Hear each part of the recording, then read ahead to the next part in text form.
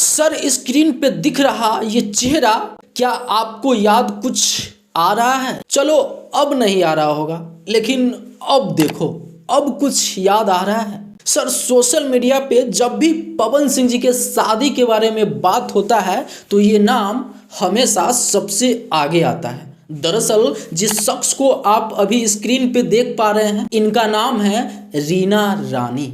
दरअसल नाम सुन के तो पहचान ही गए होंगे, जो ये आए दिन हर फिल्मों में माँ का किरदार निभाती है। दरअसल सोशल मीडिया पे एक ऐसा खबर फैलाया गया है, एक ऐसा पब्लिक के माइंड में बीज बो दिया गया है, जिससे हर कोई यही समझता है कि पहला जो तलाक हुआ था वो रीना रानी है, जो पवन सिंह जी के पत्नी थे। साहब के बारे में आपसे बात करना चाहूँ, पूछना चाहूँ, क्योंकि एक दौर था आपका भी नाम उनके साथ में अच्छा खासा चर्चे में था। शायद लिंकअप्स थे या फिर ऐसा कुछ था? ऐसा कुछ नहीं था, हम साथ में काम करते थे। क्या समझे सर? कुछ समझ में आया?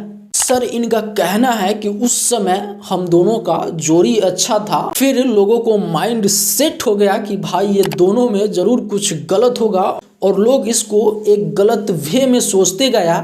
और आमतौर पे अभी भी ऐसा होता है कि भाई कोई भी हीरोइन या हीरो का लगातार वीडियोज या कोई लगातार फिल्में आ रहा है तो लोग उसको माइंड में बैठा लेते हैं कि भाई ये दोनों का रिलेशन कुछ गड़बड़ होगा। उसी टाइप से इनका जोड़ी था, और इनका कहना है कि भाई मैं पवन सिंह जी का कोई पत्नी उतनी नहीं थी या कोई तलाक उलाक नहीं था। हम दोनों एक दूसरे के साथ काम करते थे, दोस्ती अच्छा था, अभी भी मौका मिलेगा तो काम करेंगे उनके साथ, नो डाउट। इससे आप क्या समझ रहे हैं कि ये रीना रानी जी झूठ बोल रहे हैं या सच?